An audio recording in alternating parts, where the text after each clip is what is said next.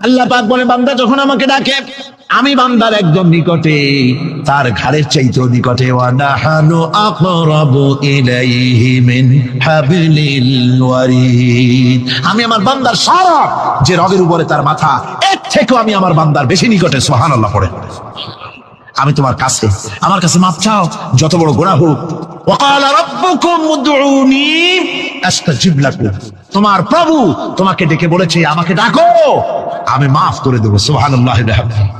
হাদিসে কুদসির ভিতরে এসেছে আল্লাহ পাক বলেছেন, কোন বান্দা যদি আমার দিকে এক বিগত অগ্রসর হয়, আমার রহমত তার দিকে এক হাত এগিয়ে যায়। কোন বান্দা যদি আমার দিকে হেঁটে আসে, আমার রহমত তার দিকে দৌড়ে যায়।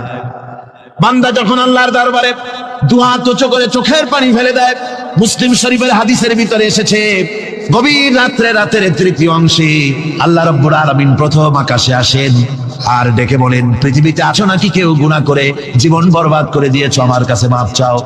ঋণগ্রস্ত আছো, অসুস্থ আছো, অপমানিত আছো, কে আছো মাজলুম, আমাকে ডাকো, আমার কাছে বলো, আমি ডাকের সাড়া দেব, জীবনের আশা পূরণ করে দেব। ওই সময় যেই সমস্ত লোকেরা কাঁদে তাহাজ্জুদের নামাজ পড়ে, আল্লাহ জিজ্ঞেস করেন ফেরেশতারা, অমুক অমুক দেশ অমুক অমুক বান্দারা কাঁদে কেন? ফেরেশতারা বলে, রব্বুল আলামিন তুমি তো ভালো করে জানো। আল্লাহ বলেন, জানি, তবুও তোমাদের মুখে শুনতে চাই। তারা বলে, রব্বুল আলামিন তোমার এই বান্দা গুনাহ করেছে, গুনার জন্য মাপ চায়, জাহান্নাম থেকে বাঁচতে চায়। আল্লাহ পাক বলেন, ফেরেশতারা আমার এই বান্দারা আমারে দেখেছে নাকি? বলে দেখে নাই। বলে আমার দোজখ দেখেছে নাকি? বলে না, তাও দেখে নাই। আমার বেহেশত দেখেছে নাকি? বলে না, তাও দেখে নাই। আল্লাহ পাক বলেন, ফেরেশতারা সাক্ষী রাখো, ওরা আমাকে দেখে নাই, আমার বেহেশত দোজখ কিছুই দেখে নাই, শুধুমাত্র আমার নবীর কথা, আমার কোরআনের কথা বিশ্বাস করে আরামের ঘুমকে হারাম করে যেভাবে তারা কাঁদতেছে, সাক্ষী থেকে যাও ফেরেশতারা, আবার রহমতের দরিয়ায় জোশ মেরেছে, আমার ওই ক্রন্দনরত বান্দাগুলিকে আমি আল্লাহ মাফ করে দিলাম। কোরআনে কারীম থেকে শুনুন, আল্লাহ রাব্বুল আলামিন বলেন, ওয়া কাযালিকা জাআলনা লিকুল্লি নাবিয়্যিন আদুওয়াম মিনাল মুজরিমিন। আল্লাহ পাক বলেন, এমনি করে আমি সকল নবীদের শত্রু বানিয়ে দিয়েছি সব পাপিষ্ঠ আর অপরাধ প্রবণ লোকদেরকে। প্রত্যেক যুগে নবীদের শত্রু ছিল, প্রত্যেক যুগে নবীদের কি ছিল? শত্রু ছিল। সে শত্রু কারা ছিল? আল্লাহ পাক বলছেন নবীদের শত্রু ছিল পাপিষ্ঠ আর অপরাধ প্রবণ লোক, এরাই ছিল নবীদের দুশমন। রাসূলগণের অবস্থা যদি এই হয়, তাহলে তার উম্মত, ওই দিনের ধারক বাহক যারা, তাদের বুঝি বিপদ আপদ হবে না নাকি? হবে কিনা? মুমিনদেরকে, পয়গম্বরদেরকে, সাহাবীদেরকে এবং ঈমানদারদেরকে মারে কেন? তার কারণ হচ্ছে আল্লাহ রাব্বুল আলামিন বলেছেন, ওয়া মা নাকামু মিনহুম ইল্লা আইয়ুমিনু বিল্লাহিল আজিজিল হামিদ। কাফিররা ঈমানদার লোকদেরকে অন্য কোন অপরাধী নির্যাতন চালায় না, নির্যাতন চালায় শুধু এই কারণে, যেহেতু মুমিন লোকেরা পরাক্রমশালী, আল্লাহ রাব্বুল আলামিনের দ্বীনকে কায়েম করতে চায়, তার উপরে ঈমান এনেছে, এই কারণেই তারা মারে। ঠিক কিনা কর? যুগে যুগে নবীদের উপরে, সাহাবীদের উপরে যে অত্যাচার হয়েছে, সেই অত্যাচার এই কারণেই হয়েছে, অন্য কোনো কারণে নয়। এই কঠিন বিপদে অবিচলতা এবং ধৈর্যের দৃষ্টান্ত নবীগণ পেশ করেছেন পৃথিবীর বুকে। আমরা দেখেছি ইব্রাহিম আলাইহিস সালামকে আগুনে ফালানো হয়েছে, আছে না কোরআন শরীফে? আমি কিন্তু গল্প করতেছি না, সব কোরআনের কথা। কিসের কথা? ইব্রাহিম আলাইহিস সালামকে আগুনে ফালানো হচ্ছে। অপরাধ কি? অপরাধ হচ্ছে হযরত ইব্রাহিম আলাইহিস সালাম দাওয়াত দিয়েছেন, লা ইলাহা ইল্লাল্লাহ। জোরে পড়েন, লা ইলাহা ইল্লাল্লাহ, লা ইলাহা, লা ইলাহা ইল্লাল্লাহ মুহাম্মাদুর রাসূলুল্লাহ। হযরত ইব্রাহিম আলাইহিস সালাম দ্বীনের দাওয়াত দিয়েছেন, এক আল্লাহর দাওয়াত দিয়েছেন, ঈমানের দাওয়াত দিয়েছেন। আর কোন অপরাধ ছিল না। নমরুদ সহ্য করতে পারল না। কোরআনে কারীমের মধ্যে সব কথাগুলি আল্লাহ পাক এই জন্য বিধৃত করেছেন, এই জন্য কোরআনে কারীমের মধ্যে সব কথা উঠায় দিয়েছেন, যাতে করে মুমিনেরা বিপদ আসলে পরে যেন ঘাবড়ে না যায়। ইব্রাহিম আলাইহিস সালামকে আগুনে ফালানো হচ্ছে। ফেরেশতা বলছে, ইব্রাহিম তোমারে আগুনে ফালায় দাও হতেছে, আমার কাছে সাহায্য চাও, আমার কাছে ক্ষমতা আছে, আগুনগুলো উঠাইয়া নমরুদের বংশ জ্বালায় দেব। হযরত ইব্রাহিম ফেরেশতার কাছে সাহায্য চাইছিলেন নাকি? তিনি বললেন, ফেরেশতা তোমার কাছে সাহায্য কেন চাইব? আমি তেমন কোন অন্ধ আল্লাহর ইবাদত করি না যেই অন্ধ স্রষ্টা তার গোলামের দুঃখ দুর্দশা না দেখেন। আমি তোমার কাছে সাহায্য চাইব না। হযরত ইব্রাহিম আলাইহিস সালাম পাশ করলেন। কি বলেন, পাশ করছেন না? ঈমানের পরীক্ষায় পাশ। আগুনের মধ্যে হযরত ইব্রাহিমকে যখন ফেলানো হচ্ছে, রব্বুল আলামিন আগুনের প্রতি নোটিশ করে দিলেন, ইয়া নারু কুনি বারদাও ওয়া সালামান আলা ইব্রাহিম। আগুন আমার ইব্রাহিমের জন্য শান্তিদায়ক, ঠান্ডা হয়ে যা। এখন কি আর আগুনের বাপের ক্ষমতা আছে ইব্রাহিমকে পোড়ানো? আর ক্ষমতা নাই। আমার বন্ধুগণ, ইব্রাহিম আগুনের ভিতরে আরামে বসা আছেন, আর ওদিকে নমরুদ বসে বসে দেখতেছে দূর থেকে ইব্রাহিম তো জ্বলে না, গায়ের মধ্যে আগুন জ্বলে গেল। ডাক দিয়ে কয়, আগুন তোর হলো কি? কেন জ্বালাইতে পারিস না আমার দুশমন রে? হলোটা কি তোর? তোর কি জ্বালানো শক্তি বন্ধ হয়ে গেল নাকি? আগুনের ভিতর থেকে জবাব এলো, নমরুদ রে, আমার ভিতরে জ্বালানো শক্তি আছে কি নাই যদি প্রমাণ করতে চাও, টেস্ট করতে চাও, তুই নিজে আয়, তোরে শুদ্ধ তামাম দুনিয়া জ্বালাই দিতে পারি, ইব্রাহিমের এক গাছা পশম জ্বালাই দিতে পারি না। তার কারণ হচ্ছে আমি হচ্ছি মাখলুক, আল্লাহ হচ্ছেন খালিক। আল্লাহ আমাকে বলেছেন না জ্বালাতে, তুমি 1000 বার বললেও আমি ইব্রাহিমকে জ্বালাইতে পারবো না। কোরআনে কারিমে ঘটনা বলে মুমিনদেরকে সাহস দেওয়া হচ্ছে, মুমিনেরা দ্বীনের কাজ করতে গিয়ে বিপদ আবাজ আসবে, ঈমানের দাবি হলো বিপদ আসবে, আর বিপদ আসলে ঘাবড়ায় যেও না, মুসিবতে পড়ে চিন্তায় পেরেশানে হয়রান হয়ে যেও না। বিশ্বকবি আল্লামা ইকবাল কি সুন্দর করে বলেছেন, আজ ভি হো জু ইব্রাহিম কা ইমা पैदा आग कर सकती है एक अंदाज गुलिस्तां पैदा। ইব্রাহিমের ঈমান যদি আজিও কোথাও হয় বিদ্যমান, করতে পারেন অগ্নিকুণ্ডে খুবসুরত এক গুলিস্তান। আজও যদি আগুনের ভিতরে কোন নমরুদ কোন ইব্রাহিমকে যদি ফেলে দেয়, আল্লাহ রাব্বুল আলামিন আজও আগুনকে ফুলের বাগান বানায়া দিবেন। সুবহানাল্লাহ। ভয় পাওয়ার কারণ নাই, চিন্তা করার কোনো কারণ নাই। আমার বন্ধুগণ, হযরতে হুদ আলাইহিস সালামকে যখন সমাজের লোকেরা, রাষ্ট্রের লোকেরা ঘিরে ফেলে দিল, সমাজ শক্তি, রাষ্ট্র শক্তি যখন তাকে ঘিরে ফেলে দিল, ষড়যন্ত্রের পাহাড় তুলে দিল, তারে মেরে ফেলে দিবে, হযরত হুদ দেশ থেকে পালায় গেলেন না, ভয় পেলেন না। হযরতে হুদ আলাইহিস সালাম বললেন, কোরআনে কারীমে হযরত হুদের কথা কোট করা হলো, ফাকিদুনি জামিআন সুম্মা লা তুনজিরুন। সম্মিলিতভাবে ষড়যন্ত্র করো আমার বিরুদ্ধে, সবাই মিলে ষড়যন্ত্র করো, সুম্মা লা তুনজিরুন, আর আমাকে এতটুকু অবকাশ তোমরা দিও না। ইন্নী তাওয়াক্কালতু আলাল্লাহি রাব্বি ওয়া রাব্বিকুম, আমি ভরসা করেছি সেই আল্লাহর উপরে যার কুদরতি হাতের ভেতরে, যিনি আমাদের রব তোমাদেরও রব, আর যার কুদরতি হাতের ভিতরে তামাম পৃথিবীর জানগুলি যার হাতে, সে আল্লাহর উপরে ভরসা করেছি। ষড়যন্ত্র যদ্দূর আছে করতে থাকো, আমি ষড়যন্ত্র পরোয়া করি না। সুবহানাল্লাহ। যে ব্যক্তি বিদ্রোহ করেছে এবং দুনিয়ার জীবনকে অগ্রাধিকার দিয়েছে, তার জায়গা হচ্ছে জাহান্নাম। জোরে বলেন নাউজুবিল্লাহ। যে ব্যক্তি আল্লাহর সঙ্গে বিদ্রোহ করেছে আর পরকালের জন্য পাথর জোগাড় করে নাই, দুনিয়াকে অগ্রাধিকার দিল, পরকালকে ভুলে গেল, তার জায়গা হলো জাহান্নাম। وَأَمَّا مَنْ خَافَ مَقَامَ رَبِّهِ وَنَهَى النَّفْسَ عَنِ الْهَوَى فَإِنَّ الْجَنَّةَ هِيَ الْمَأْوَى। আর যে ব্যক্তি আপন প্রভুর সামনে উপস্থিত হওয়াকে ভয় করেছে এবং আপন প্রবৃত্তিকে লালসা মুক্ত করেছে, লালসার হাত থেকে রক্ষা করেছে, আল্লাহ রাব্বুল আলামিন কিয়ামতের দিন তার জন্য রেখে দিয়েছেন জান্নাত। তার জন্য কোন জায়গা? জান্নাত। আমাদেরকে পরকাল ভিত্তিক জীবন যাপন যদি করি, তাহলে কবরের জবাবগুলি খুব আসান হবে। আর যদি পরকাল ভিত্তিক জীবন যাপন না হয়, কবরটা মুসিবতের জন্য মুসিবত হয়ে যাবে। হযরত ওসমান রাদিয়াল্লাহু তাআলা আনহু কবরের কাছে গিয়ে খুব কাঁদতেন। সাহাবায়ে কেরাম প্রশ্ন করেছেন, হুজুর, রাসূল করিম সাল্লাল্লাহু আলাইহি ওয়াসাল্লাম যখন জান্নাত ও জাহান্নামের ওয়াজ করেন, তখনও তো এত বেশি আপনি কাঁদেন না, যত বেশি কাঁদেন কবরের কাছে এসে। কারণ হযরত ওসমান রাদিয়াল্লাহু তাআলা আনহু বলতেন, আমার সাথীরা আমি আমার হাবিবের কাছে, আল্লাহ রাব্বুল আলামিনের রাসূলের কাছে আমি শুনেছি এই কবরটাই হলো প্রথম স্টেশন, এই কবরটাই হলো প্রথম ইমিগ্রেশন কাউন্টার। এই জায়গায় যদি কেউ ধরা পড়ে যায়, কারো যদি চার্জশিট হয়ে যায়, সব জায়গায় ধরা পড়ে যাবে, হাসরে মিজানে সিরাতে কোনো জায়গায় নাজাত পাবে না।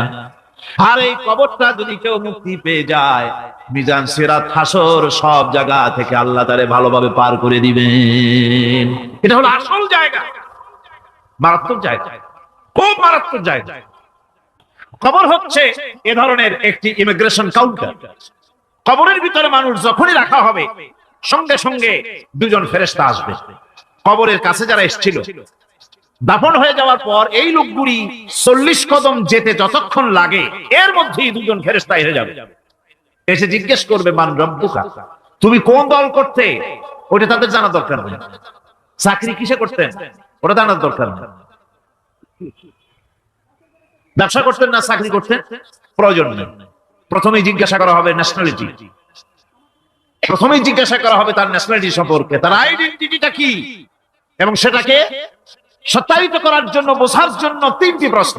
প্রথম প্রশ্ন মান রব্বুকা ওয়া মা দীনুকা ওয়া মান নাবিয়্যুকা, তোমার রব কে, তোমার দ্বীন কি, তোমার নবী কে।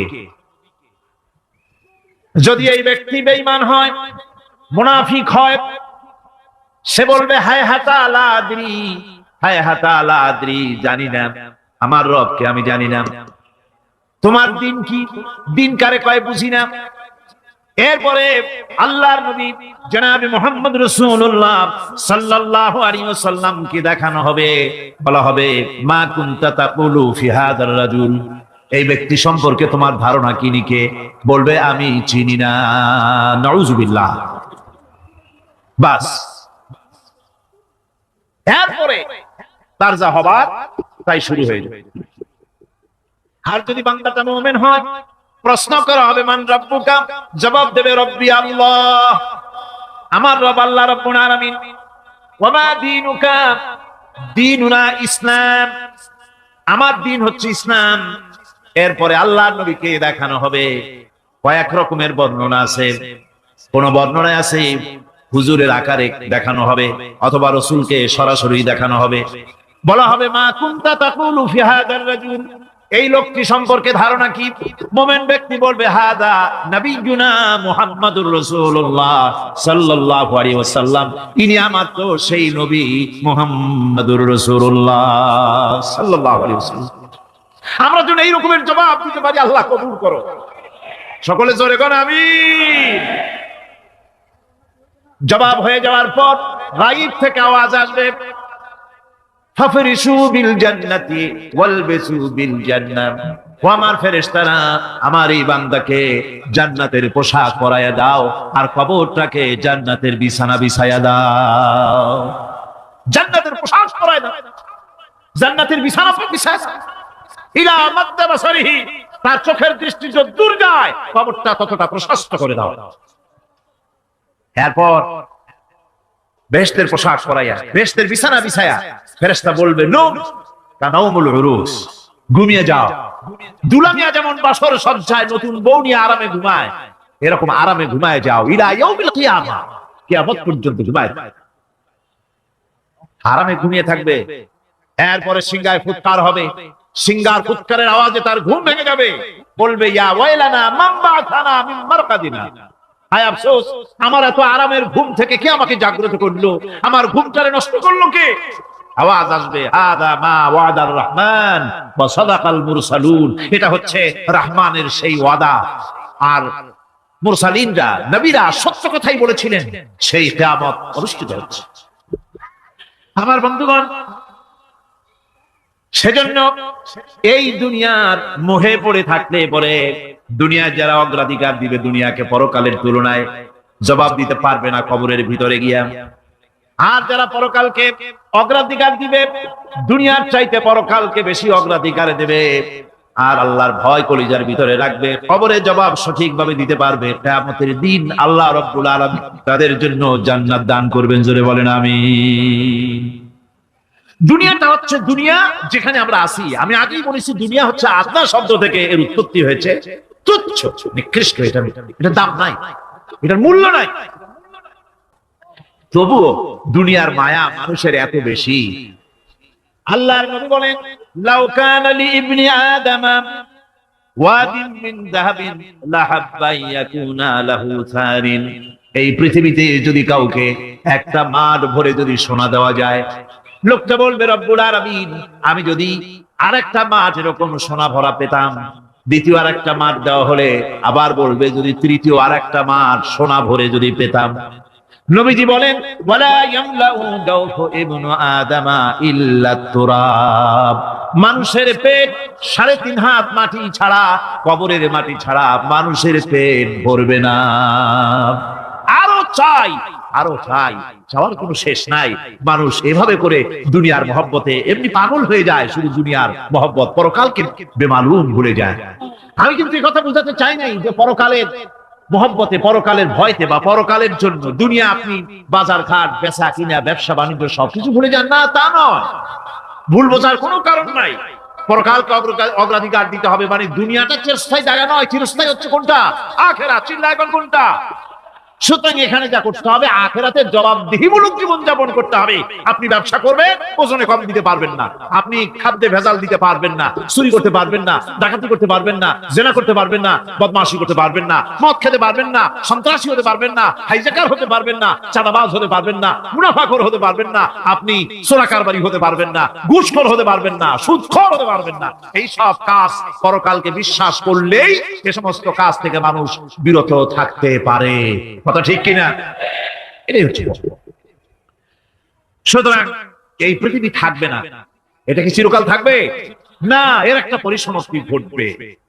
যেমন করে সারা বছর লেখাপড়া করার পর কলেজে, বিশ্ববিদ্যালয়, মাদ্রাসায়, হাই স্কুলে, সব জায়গায় সারা বছর লেখাপড়া করার পর যেমন পরীক্ষা দেওয়ার একটা দিন আসে, সারা বছর ব্যবসা করার পর হিসাব নিকাশ করার যেমন একটা সময় আসে, সারা মাস চাকরি করার পর বেতন পাওয়ার যেমন একটা দিন আসে, সারা জীবন চাকরি করার পর পেনশন পাওয়ার যেমন একটা সময় আসে, অনুরূপ ভাবে এই দুনিয়া যেদিন শেষ হয়ে যাবে, আল্লাহ নির্ধারিত সময় শেষ হয়ে যাওয়ার পর একটা সময় আসবে যখন আল্লাহ রাব্বুল আলামিন সব শেষ করে দিবেন, লন্ডভন্ড হয়ে যাবে, কিছুই থাকবে না।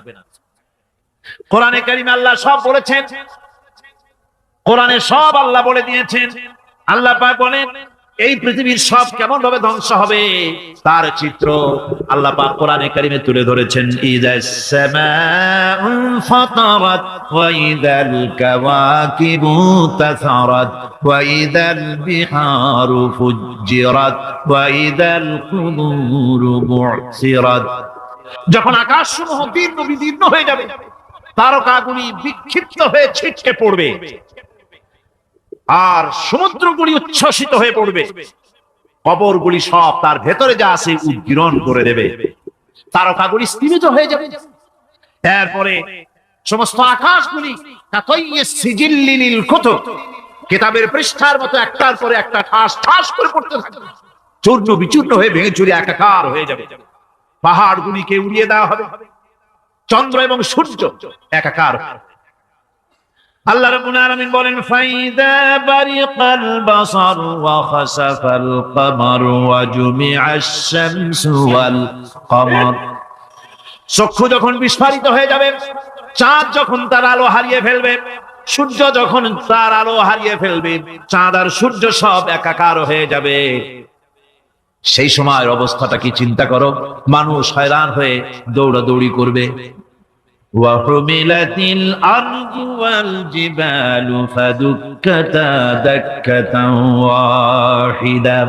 জমিন এবং পাহাড়গুলির মধ্যে আল্লাহ রাব্বুল আলামিন সংঘর্ষ বাঁধিয়ে দিবেন, পাহাড়গুলি ভেঙে চুরে টুকরা টুকরা হয়ে যাবে, পাহাড়গুলি উঁচু করে জমিনের উপরে আছাড় মেরে আল্লাহ রাব্বুল আলামিন ভেঙে চুরে চুরমার করে দিবেন। সুবহানাল্লাহ।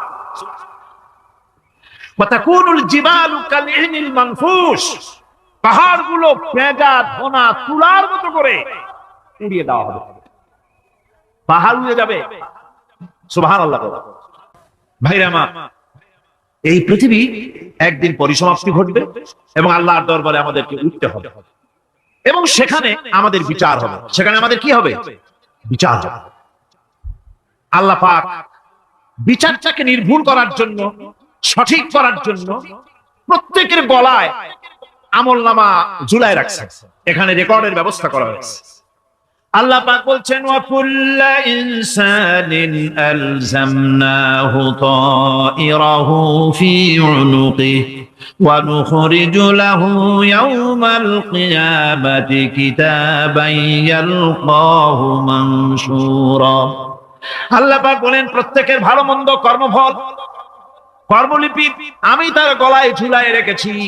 কিয়ামতের দিন সে নিজের কাছে স্পষ্ট সব দেখতে পারবে, কোনো জিনিস বাদ পড়বে না। তার গলায় তার আমলনামা ঝুলানো আছে, সব রেকর্ড হতেছে। আমরা যা করছি সবগুলি রেকর্ড হয়ে যাচ্ছে। কিয়ামতে যখন আমলনামা তার সামনে দিয়ে বলা হবে, ইকরা কিতাবাকা কাফা বিনাফসিকাল ইয়াওমা আলাইকা হাসিবা। তাকে বলা হবে, নিজের কর্মলিপি নিজেই পড়ো, আজ তুমি তোমার নিজের হিসাব নিতে যথেষ্ট। তাকে হিসাব করতে বলা হবে, তোমার হিসাব, তোমার নিজের হিসাব নেওয়ার জন্য তুমি যথেষ্ট, তোমার হিসাব তুমি নিজেই করো, এটা পড়ো। আর সেই কিয়ামতের দিন কোনো সাহায্যকারী মিলবে না। لن تنفعكم أرحامكم ولا أولادكم يوم القيامة لن تنفعكم। কিয়ামতের দিন কোনো ফায়দা হবে না, অবশ্যই কোনো ফায়দা হবে না, কোনো উপকারে আসবে না। কিয়ামতের দিন তোমার সন্তান, তোমার স্ত্রী, তোমার মাল, তোমার সম্পদ কোন উপকারে আসবে না। কিয়ামতের ময়দানে সেদিন সব তোমার সাথে বিচ্ছেদ করবে, সব পালায় যাবে। সেখানে উৎকোষেরও কোনো কারবার নাই যে ঘুষ টুস দিয়া, ফেরেশতাদের কোন রকম বুঝবাজ দিয়া, আলাদা কোনো চোরাগলি পথ দিয়া একেবারে ফুট করে ভেসতে চলে যাবেন, এমন কোনো সুযোগ নাই। অনেকে বলে, হুজুর এমন কিছু দোয়া শিখায় দেন যাতে ওই সব জেহাদ বোমা এগুলি খুব ভয় পাই, ওসব রাস্তা না, খুব সহজে কিছু দোয়া দুরূদ করিয়া আস্তে করে জান্নাতে চলে যাওয়া যায়, এরকম একটা দোয়া, এরকম একটা পথ বলে দেন। আমি বলি, ভাই এরকমের কোন চোরাগলি আমার রাসূল আবিষ্কার করতে পারেন নাই। আল্লাহর পয়গম্বরের ওই ধরনের পথ, কোন পথ আবিষ্কার করতে পারেন নাই। সেখানে কিয়ামতের দিন কাউকে উৎকোষ গ্রহণ করার কেউ নাই, উৎকোষ দেওয়া যাবে না। আর উৎকোষ দিবি না কি, আপনার কাছে কিছু নাইও, থাকলেও নেওয়ার কেউ নাই। এই দুনিয়ায় ফাঁকিবাজি করে বহুত কিছু করা যায়, কিন্তু কিয়ামতের মাঠে এগুলি কিছুই চলবে না। اليوم لا ينفع مال ولا بنون। কিয়ামতের দিন ধন সন্তান সন্ততি আর সম্পদ কোনো কাজে লাগবে না। সেদিন শুধু আমল যদি ভালো হয় কাজে লাগবে, আমল খারাপ হবে সব শেষ হয়ে যাবে। আল্লাহ রাব্বুল আলামিন নবীজিকে ডেকে বলেছেন, নবী আপনি বলেন, কুল মা কুনতু বিদআম মিনার রাসূল।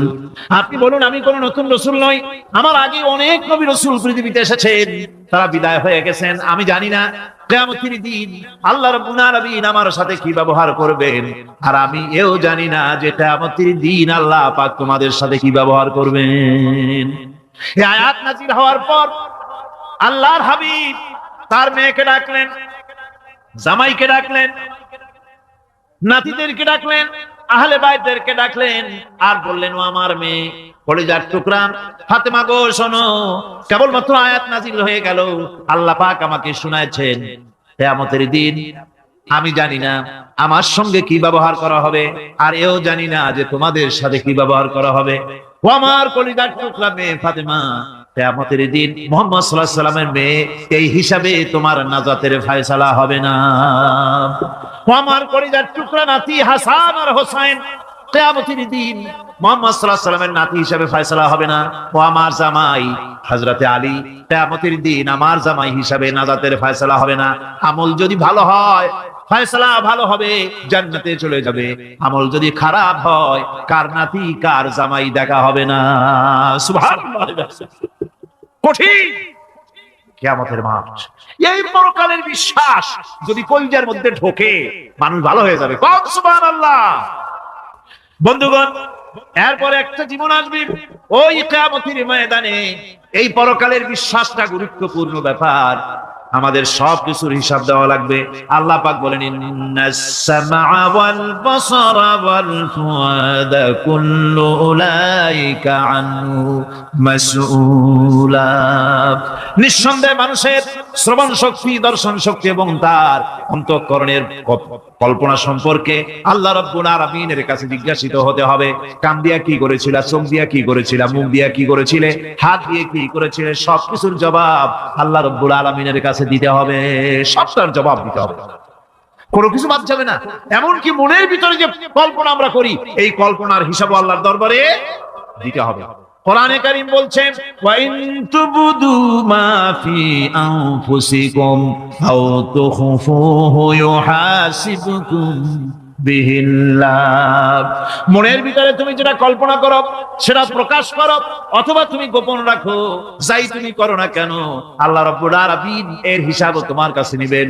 ফায়াগফিরু লিমান ইয়াশা ওয়া ইউআযিবু মান ইয়াশা ওয়াল্লাহু আলা কুল্লি শাইইন কাদির।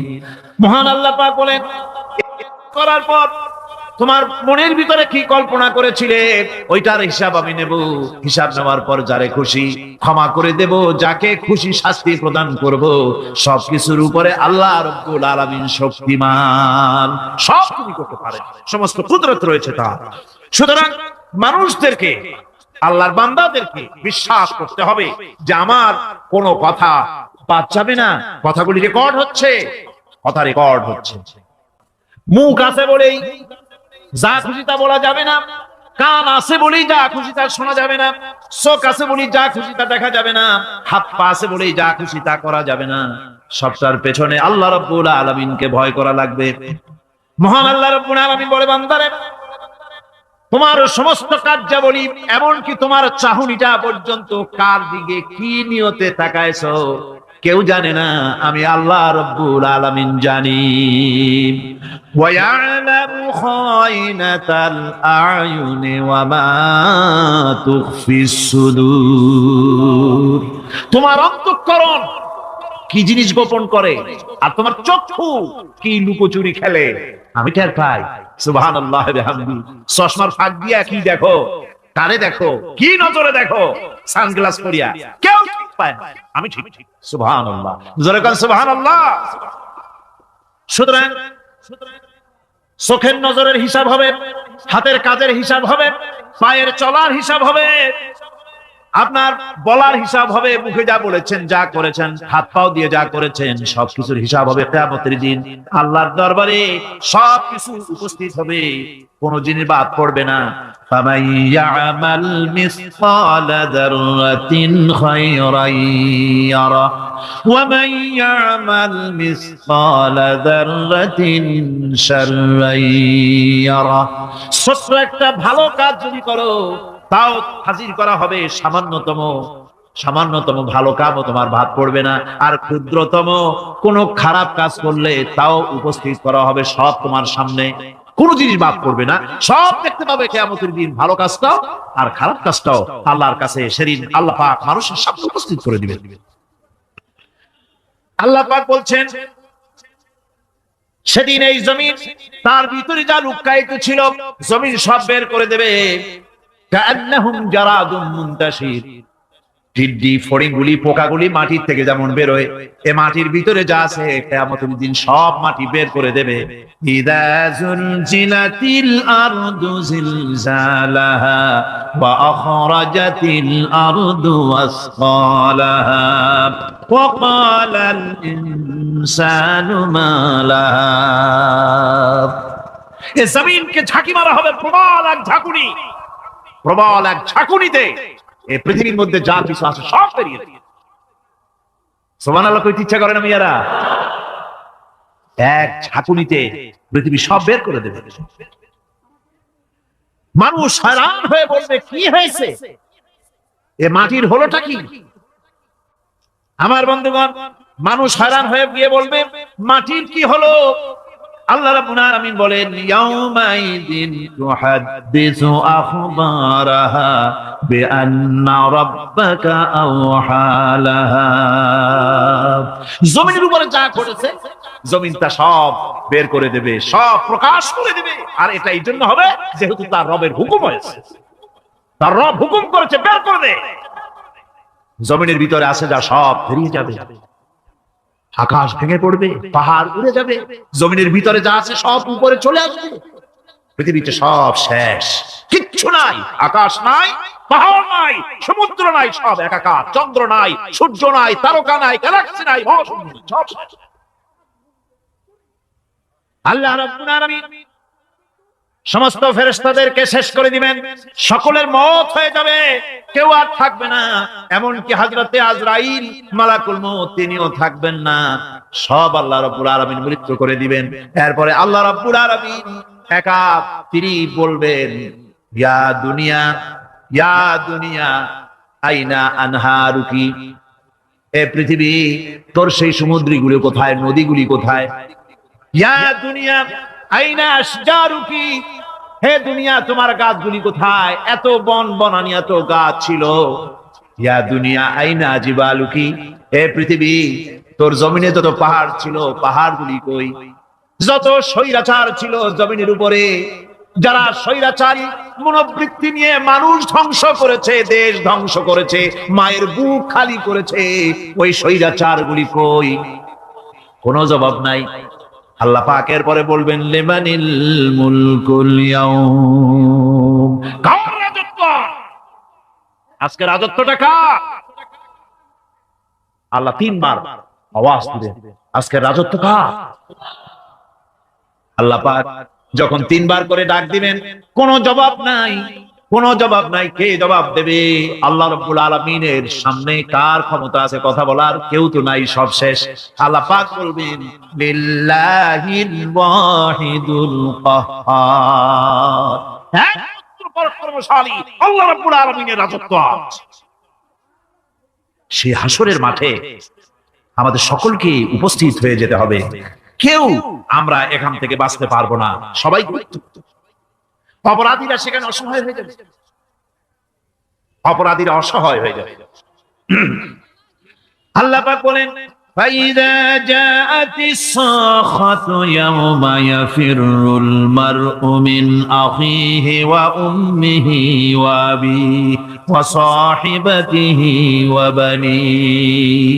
অবশেষে যখন কান ফাটানো আওয়াজ আসবে, এই আওয়াজ সেদিন মানুষ নিজের মা বাপ ভাই বোন সব থেকে বিচ্ছিন্ন হয়ে যাবে, সব একের থেকে আরেকজন পালায় যাবে, হারায় যাবে, কেউ কাউকে আর খুঁজে পাবে না।